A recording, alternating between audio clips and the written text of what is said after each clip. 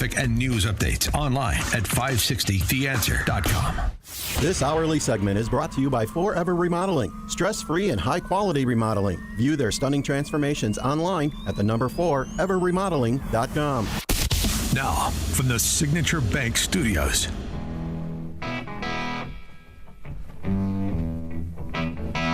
Top of the morning, Dan, and in for Amy this morning, John Cass, johncassnews.com. You may remember him from such periodicals as the Chicago Tribune. It's a periodical now. Yeah. By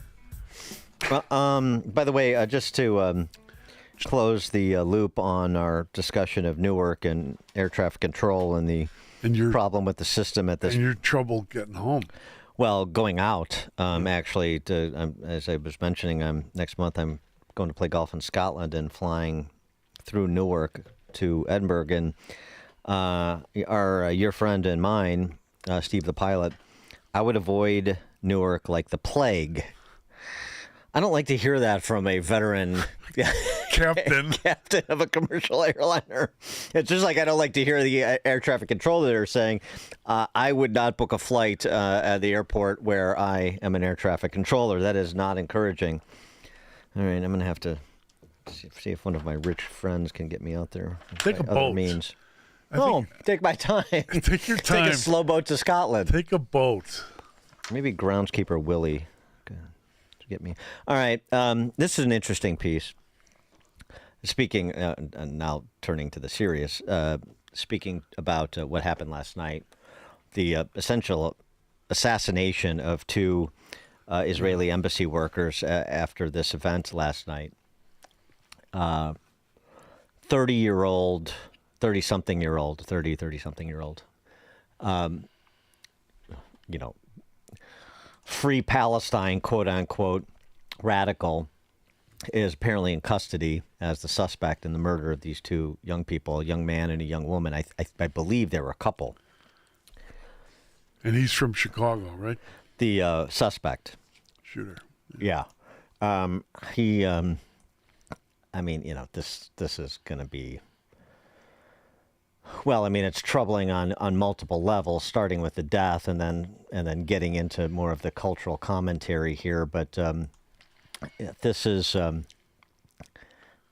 posted about this guy from the Party for Socialism and Liberation, who, according to one excerpt from an outlet called Liberation, the newspaper of the Party for Socialism and Liberation, he argued that the murder of Laquan McDonald and the Chicago bid for an Amazon headquarters are not separate issues, but connected. And no interest in going down that rabbit hole any further, but this is the sort of... mind. Yeah, the mind of the person you're dealing with here. This is an interesting piece in the Journal from a sociology professor at Wayne State University. The alienated, quote-unquote, knowledge class could turn violent. And the comparison that the sociology professor makes is to what happened in the 70s. We know it well, the Weather Underground, because, of course, Bernardine Dorn and Bill Ayers got together, became a couple, and became academics. Bill Ayers, not just Obama confidant, but a tenured and now pensioned UIC professor, Bernardine Dorn at the Northwestern Family Law Clinic for eons. And after generating how many innocent project verdicts? Yeah. Remember the Weather Underground reporters bombing federal buildings in the 70s to protest the Vietnam War. In West Germany, the Red Army faction waged armed resistance against what it saw as a fascist state. Italy's Red Brigades kidnapped and assassinated public figures, including former Prime Minister Aldo Moro. These groups shared a trait. Many members were highly educated, middle or upper middle class young people.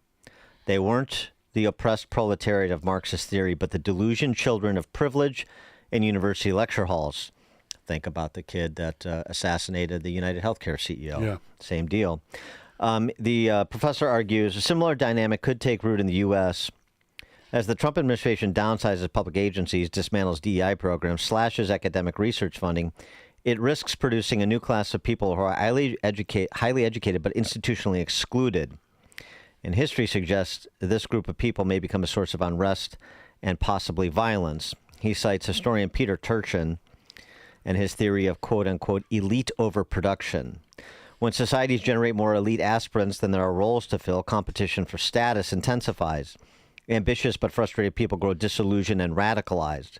Rather than integrate institutions, they seek to undermine them. Revolutions, in this view, are often fueled not by the downtrodden, but by the downwardly mobile children of the elite. I don't think I would tell the professor, I don't think the cuts are doing it. The cuts to these programs.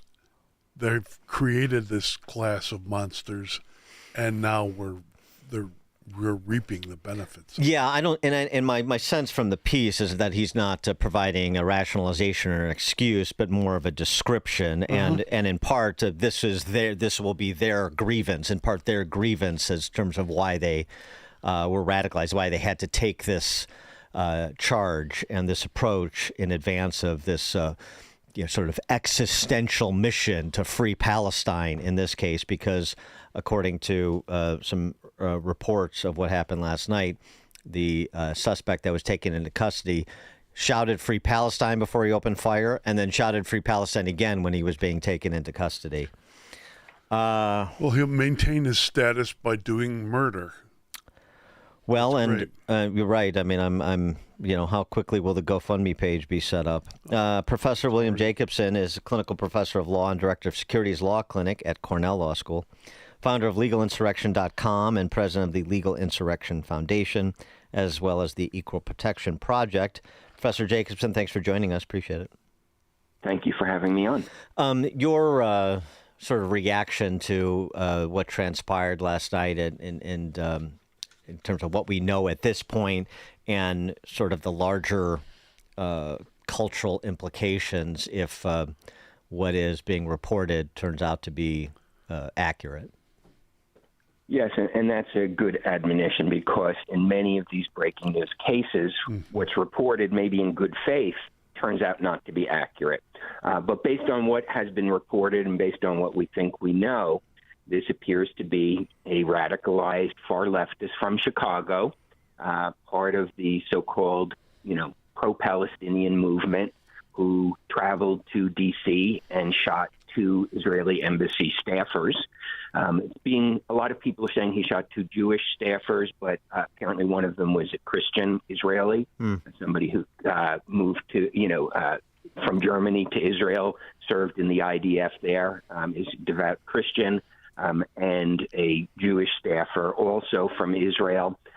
He may have, we don't know yet whether he thought he was shooting 2 Jews. So, I think people are being a little sloppy in some of the reporting and reactions, but it's likely he thought they were Jewish because it took place outside an event at the Capitol Jewish Museum. So you don't go to the event at the Jewish Museum thinking, asking for identification cards for employment. So he probably thought he was shooting 2 Jews. But there's a bigger point here, which is this is what's often referred to as the Red-Green Alliance. It's the merging of the far left, the extreme far left, and the Islamists uniting against Jews and uniting against Israel and uniting against the United States. And that's what people need to understand. These groups hate the U.S. every bit as much as they hate Israel, but it's not surprising they've turned violent because, as you pointed out, that's the history of these sort of movements. Where are the fault lines, though? Thank you, Professor. This is John Cass. Where are the fault lines in the Red-Green Alliance, as you characterize it? Because the hard left is anti-religion, anti-God, seen as an anti-God thing. How does it proceed? Well, it doesn't make sense logically, but things often don't because they should be diametrically opposed. But we've seen this for a long time. The Iranian Revolution in 1979 was a combination leftist Islamist revolution. As soon as they took over, the Islamists killed all the communists. And so there is a history to this, but they're united in their hatred of the West. They're united in their hatred of capitalism. They're united in their hatred of the United States, and they play it out in the last 20, 30 years as a hatred of Israel. So Israel has become the uniting mechanism around which they organize, even though they have absolutely nothing in common. I wanted to get to a couple of the other topics. We sort of invoked your work yesterday on the program when we were talking about this Wall Street Journal piece about how some of these mid-college boom towns have gone bust, like Macomb, Illinois, where Western Illinois University is located. And, there are a lot of variables here, but one of them perhaps was the fact that Western Illinois was, fully on the DEI program, and that your Equal Protection Project raised the flag on 13 different scholarship programs at Western Illinois that were violative of I think, Title VI. And I just your take on what's happening at that sort of regional, mid-size metro area that is so interwoven with an Eastern Illinois, Western Illinois, and Northern Illinois, and similarly situated universities in other states. Well, I think the higher ed bubble in many ways is popping. I'm not sure it's because of DEI and the pushback against DEI. Federal loan guarantees have allowed tuitions to skyrocket such that it's really not affordable now. And a lot of people are questioning the utility of a college degree because of that.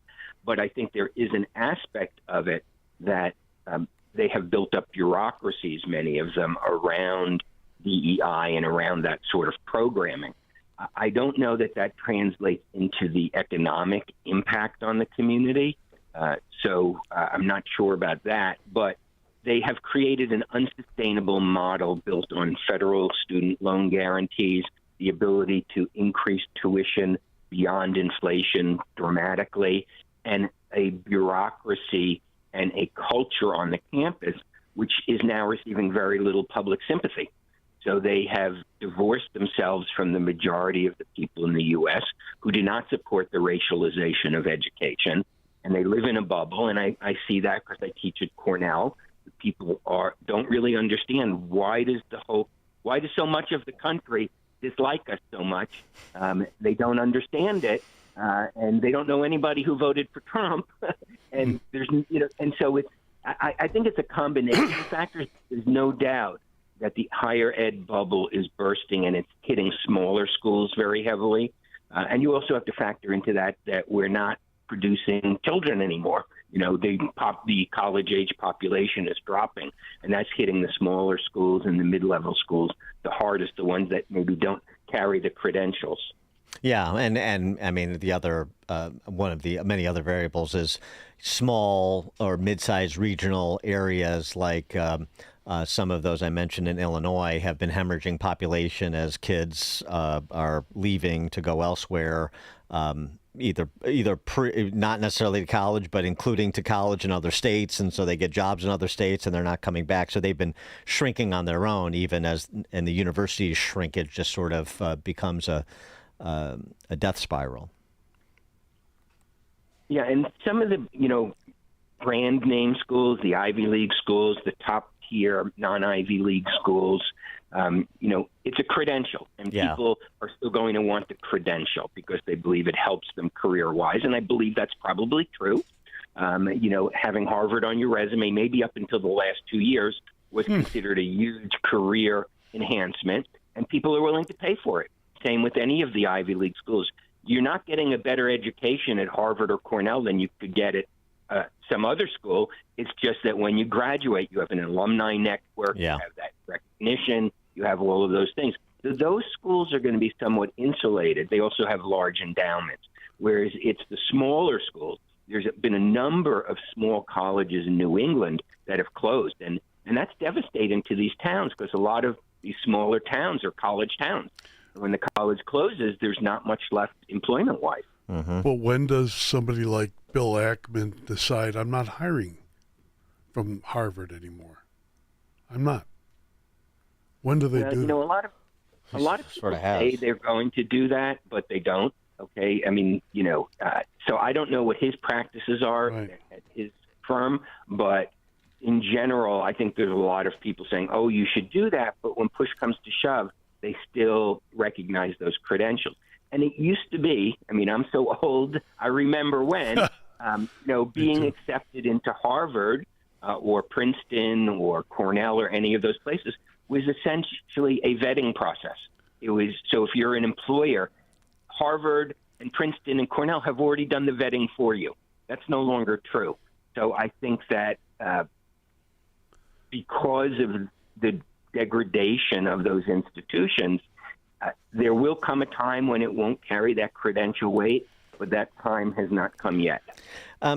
Is it your view that the culture on campuses is shifting along with the larger culture when it comes to DEI and counting by race? And I ask the question because it seems like we have an interesting case study in the offing with Ben Sasse leaving the University of Florida as president.